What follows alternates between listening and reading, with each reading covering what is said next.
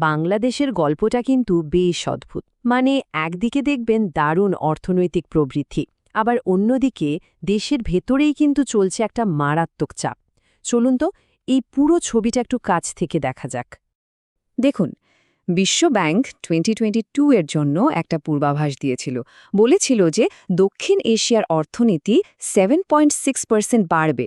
আর এই পূর্বাভাসের পেছনে সবচেয়ে বড় ভূমিকা রেখেছিল কে জানেন? বাংলাদেশ। তো এই 7.6% সংখ্যাটা কিন্তু ছোট নয়।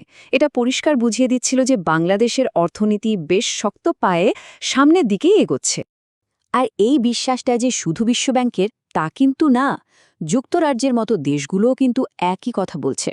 তারা তো রীতিমতো অর্থ, স্বাস্থ্য, শিক্ষা এইসব খাতে বাংলাদেশের সাথে কাজ করার জন্য বিশাল সুযোগ দেখছে। মানে বুঝতেই পারছেন বিশ্বজুড়ে বাংলাদেশের অর্থনৈতিক ক্ষমতাকে এখন কতটা গুরুত্ব দেওয়া হচ্ছে। তাহলে ওপর থেকে দেখলে কি মনে হচ্ছে? মনে হচ্ছে বাহ, কি দারুণ একটা সফল অর্থনীতির ছবি। আর এই সাফল্যের পেছনে আছে দুটো বড় শক্তি। এক, দেশের শক্তিশালী প্রাইভেট সেক্টর, আর দুই, তৈরি পোশাকের রপ্তানি, যা দিন দিন বাড়ছে। মানে সব মিলিয়ে কাগজে কলমে একটা সফলতার গল্প। কিন্তু একটা প্রশ্ন থেকেই যায়, এই যে এত দারুণ সব সংখ্যা, এত অগ্রগতির কথা, সাধারণ মানুষের জীবনে এর প্রভাবটা ঠিক কেমন? মানে এই পরিসংখ্যানের সাথে তাদের প্রতিদিনকার অভিজ্ঞতার কি আসলেই কোনো মিল আছে? কারণ সত্যিটা হলো, বহু মানুষের জন্য এই অগ্রগতির গল্পটা আসলে কাগজে কলমেই। তাদের বাস্তব জীবনটা হলো প্রতিদিনের একটা লড়াই। জীবনযাত্রার খরচে হারে বাড়ছে, তার সাথে তাল মেলানোই কঠিন হয়ে পড়েছে।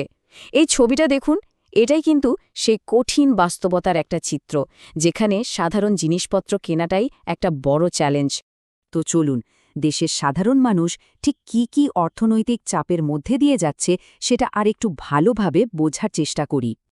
দেখুন, সমস্যাটা শুধু দেশের ভেতরেই না, বাইরে থেকেও কিন্তু চাপ আসছে। যেমন বাণিজ্যে ঘাটতি রেকর্ড পরিমাণে বেড়েছে, আবার বিশ্বজুড়ে জ্বালানির দাম বাড়ছে, জিনিসপত্রের দাম বাড়ছে। তার উপর আছে নানান রাজনৈতিক উত্তেজনা। এই সব কিছু মিলে বাংলাদেশের অর্থনীতির উপর কিন্তু সরাসরি একটা প্রভাব ফেলছে। আচ্ছা, এই পুরো গল্পের মধ্যে কিন্তু আরও একটা বড় শক্তি আছে, যার কথা না বললেই নয়। আর সেটা হলো বাংলাদেশের বিশাল আর প্রভাবশালী প্রবাসী সম্প্রদায়।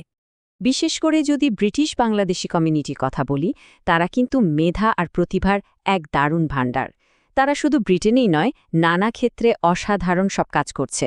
আর তাদেরই সাফল্য কিন্তু বাংলাদেশের জন্য একটা বিরাট অনুপ্রেরণা। একবার দেখুন তো, রাজনীতিতে রুশেনারা আলীর মতো এমপি মাত্র ১৪ বছর বয়স থেকে সাবিরুল ইসলামের মতো বিশ্বমানের উদ্যোক্তা, মিডিয়াতে মোহাম্মদ বেলাল আহমেদ, আইনে ইমন আহমেদ, ফিন্যান্সে জাহির মিয়া, এমনকি রেস্তোরাঁ ব্যবসায় পাশা খন্দকারের মতো নাম। মানে সংসদ থেকে শুরু করে ফিন্যান্স, মিডিয়া, টেক সব জায়গায় তারা অসাধারণ সাফল্য দেখাচ্ছে। আর এগুলো তো মাত্র কয়েকটি নাম, এ তালিকাটা আসলে অনেক লম্বা আর ভীষণ অনুপ্রেরণার। আর এই সাফল্যগুলো কিন্তু স্বীকৃতিও পাচ্ছে। হুজ হু এর মতো প্রকাশনাগুলো ঠিক এই কাজটাই করে। তারা ব্রিটিশ বাংলাদেশি কমিউনিটির সেরা মানুষদের কথা তুলে ধরে, তাদের অবদানকে সবার সামনে নিয়ে আসে। এটা প্রমাণ করে যে এই কমিউনিটি কিভাবে ব্রিটেন এবং বাংলাদেশ দুটো দেশকেই সমৃদ্ধ করছে। তাহলে এখন মূল প্রশ্নটা কি দাঁড়ালো? প্রশ্নটা হলো, বাংলাদেশ কিভাবে এই দুইটা দিক সামলাবে? একদিকে দেশের ভেতরের এত সব চ্যালেঞ্জ, আর অন্যদিকে বিশ্বজুড়ে ছড়িয়ে থাকা এত সব মেধা আর সুযোগ।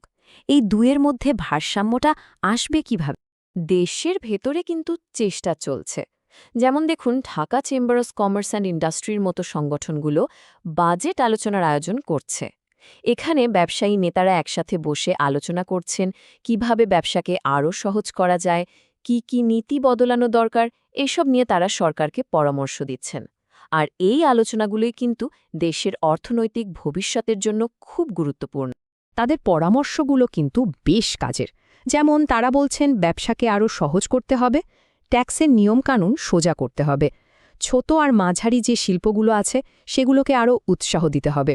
আবার শুধু এক ধরনের পণ্য রপ্তানি না করে আরও নতুন নতুন পণ্য রপ্তানির জন্য প্রণোদনা দিতে হবে। আর লজিস্টিক্স মানে পণ্য পরিবহনের দিকেও নজর দিতে হবে। মূল কথা হলো ভেতর থেকে অর্থনীতিকে মজবুত করা। আর দেশের বাইরেও কিন্তু বাংলাদেশ বসে নেই। তারা এখন নতুন নতুন দেশের সাথে বাণিজ্য আর বিনিয়োগের সম্পর্ক তৈরির চেষ্টা করছে, একদম দক্ষিণ আমেরিকা থেকে আফ্রিকা পর্যন্ত। যেমন ধরুন, ব্রাজিলের সাথে কথা বলছে যেন আমাদের পণ্য সেখানে শুল্ক ছাড়া ঢুকতে পারে। আবার রোয়ান্ডার মতো দেশে অবকাঠামো খাতে বিনিয়োগের সুযোগ খুঁজছে। মানে বাণিজ্যকে আরও ছড়িয়ে দেওয়ার একটা দারুণ চেষ্টা চলছে। তো সবশেষে প্রশ্নটা কিন্তু এখানেই এসে থামে। বাংলাদেশের সামনে যে চ্যালেঞ্জগুলো আছে সেগুলো মোকাবিলা করার জন্য বিশ্বজুড়ে ছড়িয়ে থাকা এই মেধাবী আর প্রভাবশালী বাংলাদেশিদের কী কাজে লাগানো সম্ভব? তাদের জ্ঞান, তাদের অভিজ্ঞতা, তাদের বিনিয়োগ, এগুলো কি দেশের জন্য একটা নতুন সম্ভাবনার দরজা খুলে দিতে পারে? এটাই এখন সবচেয়ে বড় ভাবনার বিষয়।